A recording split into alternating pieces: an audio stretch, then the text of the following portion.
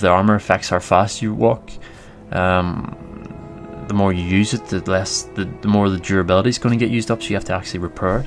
I know repair hammers obviously weren't that realistic. I mean, you'd have to have bits of leather or bits of plate to repair your items, which would be more realistic. Which 2 Worlds 2 actually had that system, I'm pretty sure, or something like it.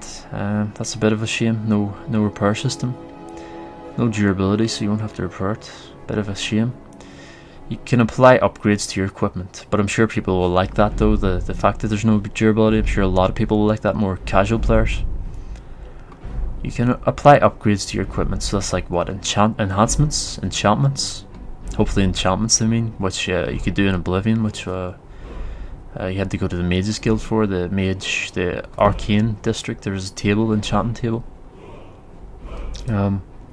Armor, Cuirass and Greaves are combined, so it's going to be like a one piece, I think, I'm pretty sure. So it's not going to be like you have your gloves, your shoulder pads, your cuirass, your leg plates, your waistband, your shoes, or your boots, sorry, like it was in Morrowind. Morrowind had the best, I think. I love getting separate parts. I love that. I really like that, just piecing together all the different parts and maximizing your damage, maximizing your armor, maximizing all possible stats to the best to suit that fight. Obviously you could change bits for different fights, like fire resistance kit or armor set, and frost resistance, or else high attack kit for like facing a wizard, because you just go in and stab him to death. But this is like a one piece now, so it's gonna be more streamlined. Definitely, it's definitely better for graphics, because you don't get clipping and all that. So you have it in one piece, so it's like a lot easier to make that in a graphical environment. Common armor like leather and steel have a more Nordic feel compared to Oblivion and Morrowind. Obviously it's set in Skyrim, which is a Nordic place. Confirmed types of armor: chainmail, steel, excellent. Dwarven, oh that's nice. Elven, so these are different types of armor. These are all present in Oblivion so far. Orcish, glass, yes, we had glass, we had Daedric, we had ebony. Dragon, that's new. I'm pretty sure dragon's new, that's nice.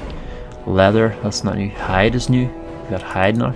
And Imperial, is that just the Imperial Guard armor? That's quite interesting. The dragon armor anyway will be quite interesting. And the hide armor. Melee, magnetism in your attacks draws them more towards enemies rather than allies. You can bash enemies with your shield, that's good. You could do that sort of in Oblivion, but it was kind of awkward. I never got to properly use it. When backstabbing characters from the shadows, a dagger deals significantly more damage than any other type of weapon, as it should be. That's very good for the thief type class. Not that they have classes, it's just like the way you play determines your class in Archery. It's not really like, it's not set in stone. So you can play whatever way you want. If you want to mix it up and do half magic, half thief style, half magic, half warrior style, like a paladin, you can do that. So it's allowing you a lot more flexibility in what way you play the game, which is awesome in my opinion. Making it the perfect tool for an assassin, so that's good. So if you're an assassin, a dagger is your best tool, and I'm pretty sure that'll come in very handy for quests involving the Dark Brotherhood, which is confirmed for Skyrim, which is awesome also. You can use power attacks by holding down the attack button, which staggers enemies but drains your stamina. That's good. Hopefully stamina doesn't drain as much as it did in Oblivion. I mean, it drained very quickly and it was very slow to regenerate. Hopefully there's something that increases that, because it would be more realistic if it increased a lot more, because as you train with the sword or with the whatever you're using, the big weapon, if you're a warrior and heavy armor, your stamina would grow very fast. I mean, you need to rest obviously, but after like 10 or 20 levels your stamina should be pretty massive. Torches can be used as weapons. Now that's very interesting. Like in Morrowind and Oblivion you could carry torches, but they could never be used as a weapon. So if you were walking along a dark corridor with your torch, you can actually just hit someone with it. That's pretty useful. Like if you're suddenly taken by surprise, you can just hit them with your torch and then swap to your weapon obviously. or else just beat them up with a torch for lulz. Hand-to-hand attacks have much improved gravity and physicality. That's good. So you can have proper brawls now. You cannot block while dual wielding, though you can block while wielding a weapon in your left hand but not in your right hand. So you can't parry. That's a bit silly. It says block, but I'm pretty sure they mean parry also.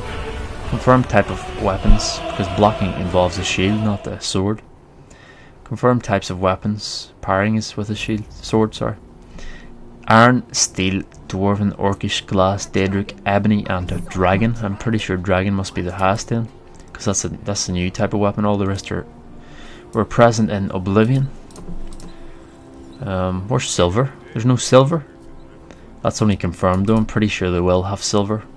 Hopefully they do, because that's for ghosts. It was for ghosts, but maybe they've gotten rid of that aspect, which would be a bit of a shame, because it makes sense. Silver for ghosts or for werewolves. I mean, in lore, speaking lore wise here.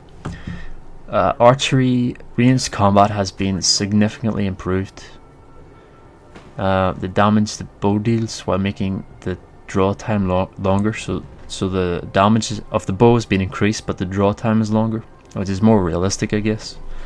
Arrows are more rare in Oblivion and Morrowind, arrows are more rare than in Oblivion and Morrowind. That's very interesting. So you probably won't be pin cushioning people, but it does do more damage, so it's better. Obviously, that'll be very good. Actually, I'll start off like you take your bow out and you're hiding in the shadows, and you can just scope them out, and then when you see you get your sword out. So that's quite a good tactic.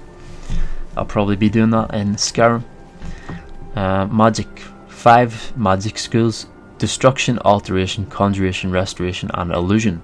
I think that was like the way it was in Oblivion also. There are over 85 spells usable to the player. Wasn't there more in Oblivion? And there certainly was more in Morrowind. There were so many spells in Morrowind. Sick. But 85 is a pretty nice number, I guess. Spells need to be equipped to be cast. You can dual wield similar spells to double the damage. That's pretty nice. At a higher magic consumption. Makes sense. Some skill, I'm going to have to replay and replay this game, because I'm going to be playing probably a warrior first, and then I'm going to try it a thief, and then I'm going to try it a mage. But I'll try and mix it up probably in my let's play. I'll try to do a mix of everything, which will be very interesting. You can dual wield similar spells to double the damage at higher magic consumption, and I think your skills actually increase depending on what you actually use, which is very intuitive. It's very realistic, because whatever you'd be doing, you would increase in that. It wouldn't be up to choice, it would be up to what you're actually doing. What you do determines how skilled you are at that particular thing. But obviously you have to learn from some sort of source. But how much better you get is determined by your practice. How much you practice. Practice makes perfect, so yeah. Some spells can be learned by reading spell tomes, while others can be bought from merchants, so that's good. So you can get spell tomes. I don't think they were in Oblivion. You could buy them from merchants, or was it? There were scrolls. There were scrolls in Oblivion. Yeah, that's right. If you cast a frost spell, you'll see the effects on the enemy skin. Nice. If using a flamethrower, the environment will catch fire for a short while and burn anything that comes into contact with it. I'm pretty sure that includes you, so you shouldn't stand on your own fire. Fire deals the highest amount of damage. Cool. Shock less damage but drains the enemy's magicka, while frost does the least damage but drains stamina and slows enemies down physically. That's very realistic, because fire would burn the shit out of people, whereas shock would shock them, so it would drain whatever stats they had. And frost, yeah, that would slow people right down. That would like freeze them, so that makes sense totally. That is very good. I'm glad to see that more realistic aspect also, because it was stupid having spells doing the same damage, ice spells doing the same damage and doing the same thing, just damage, straight damage, instead of actually having a proper effect. So that's very, very nice. Light magic sticks to walls. There are robes which will increase your magic capabilities. Yeah, like a wizard's robe. So obviously if you're playing, you don't play a mage here. You choose by the way you actually play, as I've said before. So if you're playing it in such a way as you use magic pretty much constantly, you'd want to be wearing robes, whereas if you're playing where you use your sword pretty much constantly, you'd want to be wearing obviously heavy plate armor. Way of the Voice, Dragon Shouts, a long practiced spiritual form of Nordic magic, also known as tongues, that is based on their worship of the wind as a personification of Kynareth. Through the use of the voice, the power of a Nord can be formed into a Thaum or shout, which has a large variety of applications, anything from sharpening blades to a long-range weapon. Master voices, known simply as tongues, have legendary and often unbelievable powers, including talking to people of hundreds of miles away or teleportation, so that's going to be the fast travel system, I'm pretty sure. The most powerful masters must even be careful whenever they speak, as their voice can cause great destruction as they are commonly gagged. During the conquest of Morrowind, the Nordic war chiefs were also tongues. Dalek the Tall, Jorg Helmbog, Hog Merkiller. I've never even heard of this before Skyrim, so this is going to be very, very interesting.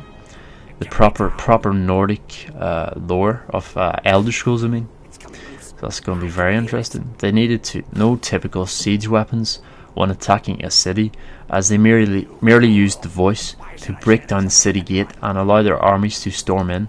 The future of the tongues was forever changed by the most powerful tongue, Jurgen Windcaller, better known as the Cam. Jurgen converted into a pacifist and refused to use the voice for any martial purposes. In a confrontation with 17 other tongues, he reportedly swallowed the shouts of the 17 for 3 days until they lay exhausted, later to become his followers. Today, all tongues live secluded lives on the highest peaks of Skyrim. Oh, so you're going to have to go up to the very tops of the mountains to encounter them. That's going to be very interesting. And the mountains in Skyrim are very, very, very, very, very, very high. A lot higher than the ones in Oblivion, so it's going to be pretty sick actually.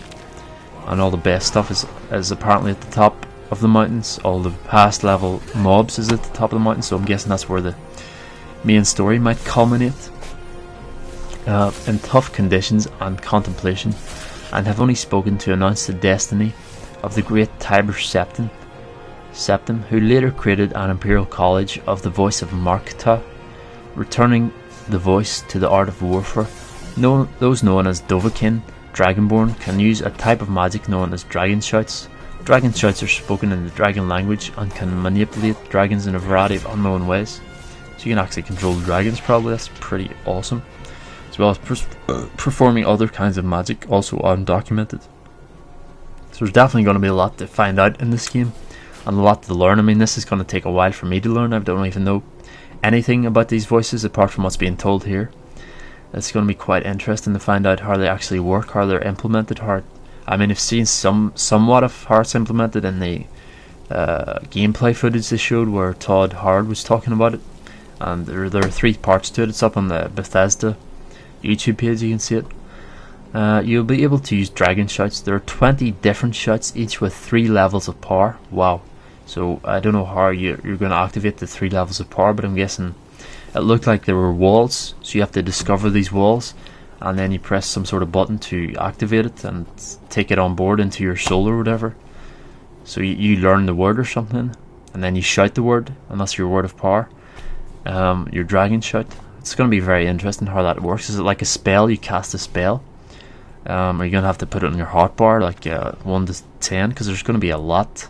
If there's 20 different shouts and you have spells also, it's going to be very cluttered in my opinion. It's going to be like, oh shit, where's my shout? But as I said, there's a bookmarking system, so you can actually bookmark your favourite spells. So obviously you're not going to be using every single one all the time, so your favourite ones are obviously going to be on your bookmarks, so you can quickly look through those.